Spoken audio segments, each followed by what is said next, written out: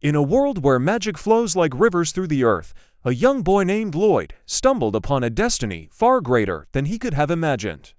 His story begins in the crumbling remnants of a ruined city, where he was found alone and trembling by a powerful sorceress named Meryl. She saw something in the frightened boy, a spark of potential, and took him under her wing to teach him the ways of magic. Meryl was a stern master, her lessons as unyielding as the elements she commanded.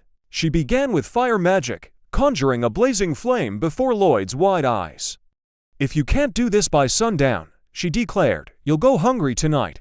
Lloyd struggled, his small hands trembling as he tried to summon even a flicker. When he finally produced a tiny ember, Meryl scoffed. With a flick of her wrist, she unleashed a torrent of fire that singed his clothes. "This," she said, her voice sharp, "is fire magic." Next came water. Meryl demonstrated, weaving liquid into graceful arcs. Lloyd tried to mimic her, but his efforts were clumsy. With a smirk, Meryl summoned a wave that drenched him from head to toe.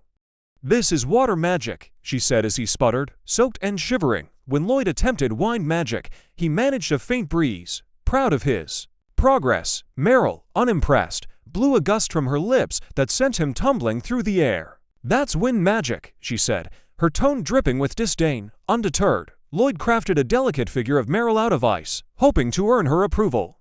She smirked, seized the figure, and expanded it into a towering sculpture. "Novice," she muttered, dropping him from its icy grip. Lloyd, bruised but determined, promised to work harder. Meryl's stern expression softened into a rare smile. One evening, after Meryl had indulged too much in drink, Lloyd used healing magic to ease her discomfort. She woke, clear-headed, and pulled him into a warm embrace, thanking him. But her gratitude was fleeting. Moments later, she dragged him outside to practice more magic, ignoring his groans of protest. Time passed, and one fateful evening, Meryl was troubled over a mysterious box containing a forbidden magic book. Lloyd knocked on her door, calling out that dinner was ready. As Meryl tried to close the box, it slipped from her grasp and fell. Lloyd, ever helpful, reached to pick it up. The moment his fingers brushed the book, a surge of ancient knowledge flooded his mind, overwhelming him. He collapsed, unconscious. Meryl retrieved the book, her face grave. "This boy," she murmured, "has the qualities of the chosen one." She carried him to his bed, her mind racing. She wouldn't let Lloyd repeat her mistakes. Leaning down, she kissed his forehead, sealing his newfound power to protect him. The next morning, Meryl taught Lloyd about white mages, showing him recovery magic used to aid others. Lloyd watched in awe, marveling. "Master is so powerful." That night, she spoke of monsters, her voice steady until Lloyd asked about ancient magic. Her expression darkened, and she snapped, "You don't need to learn that.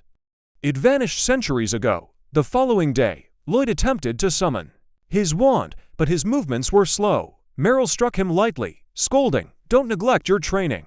Later, she explained magic stones, artifacts that could transform objects around them into sources of power. Years passed, and Lloyd grew into a young man.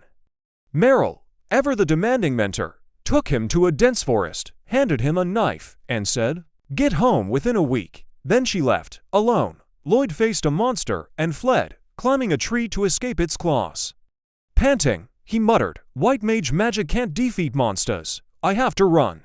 He wandered, using recovery magic to make fruit edible and hiding in caves to avoid predators. Day and night, he honed his detection magic, ate monster meat, and crafted new spells. One day, a massive spider dropped from above, its legs skittering. Sweat poured down Lloyd's face as he ran, the creature in pursuit. Desperate, he cast a spell to boost his speed, narrowly escaping Dot. After days of struggle, Lloyd reached home. While cleaning, he found a book about a nearby town and asked Meryl to borrow it. She agreed. Later, she burst in, declaring, "Let's develop magic to stop aging," and dragged him outside. Another day, while he was doing laundry, she insisted he help improve recovery magic, pulling him inside. At dinner, she unveiled a new spell, but Lloyd's exhaustion showed. She kept him awake all night, relentless in her pursuit of progress. The next morning, Meryl found Lloyd's room empty. The book she'd lent him lay on his bed, and worrying gripped her. Lloyd, meanwhile, had ventured to a bustling town. The sight of so many people left him awestruck. He used his only coins to buy bread, but before he could eat, a paper flew into his face, someone smiled, and walked away. The paper advertised a call for adventurers. In the town, a hero's party battled a cyclops, its massive club demolishing buildings. Lloyd watched, mesmerized. When the healer prepared to mend the wounded, Lloyd instinctively cast a buff, empowering the entire party. The archer struck the cyclops' eye. The tanker blocked a blow, surprised at its reduced force, and the mage bound the beast with magic. The hero delivered the final strike. The townsfolk praised the hero, but the tanker knew Lloyd's support magic had turned the tide. The hero tossed Lloyd 5 coins, calling it a D-rank reward. When invited to celebrate, Lloyd declined, unable to drink. The mage bristled at his attitude, and the hero scoffed, "White mages can't help in battle." The tanker, however, saw Lloyd's worth. That night, Meryl drank alone until a guest arrived, Will, a man from her past. He revealed that Lloyd had joined the hero's party.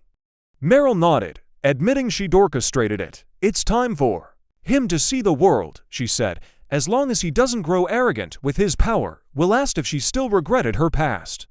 Her lips tightened. "I won't make the same mistake," she vowed. Will recounted a dark memory. A demon lord, desperate to seize the forbidden magic book, had nearly destroyed everything in a self-destructive blast. From afar, Will had watched as Sybil, a white mage, used ancient magic to revive those slain by the demon lord at the cost of his own life. In a stunning twist, it's revealed that Lloyd is the reincarnation of Sybil, the hero who saved the world. In the present, a street storyteller wove tales of the hero's party, claiming heroes were chosen by a holy sword. This time, it was Alan. During a battle with a minotaur, Alan struggled until Lloyd's buffs lightened the tanker's shield and empowered the team. The mage bound the beast, and Alan defeated it. Later, the tanker, studying defense, confided to Alan that her shield felt strange lately. "I feel stronger," Alan bragged, dismissing training. The tanker frowned, troubled by his arrogance. When a golem attacked soldiers, the hero's party was summoned. Alan boasted it would be easy. At the site, no golem was found, but Lloyd's detection magic led them to its lair. Alan defeated one golem, but another emerged. Lloyd spotted a demon wielding a magic stone, controlling the golems. He explained its power to the party, buffed Lulu, and instructed her to strike the demon. She smashed it through a wall. Lloyd ordered Mia to retrieve the demon's staff, which she teleported to him. Lloyd sealed it instantly, furious at taking orders. Alan ignored Lloyd's warning and charged the remaining golem. Lloyd teleported to push Alan aside, saving him, but Alan, enraged, expelled Lloyd from the party, calling him useless and an eyesore. Lloyd left, head bowed, believing he lacked skill. The others rejoiced, but the tanker was heartbroken. Lloyd tried joining other parties but was rejected. Feeling defeated, he overheard someone seeking an unaffiliated white mage by morning, a task deemed impossible due to her condition. She spotted Lloyd and, desperate, dragged him to join her party, pulling him into a new adventure.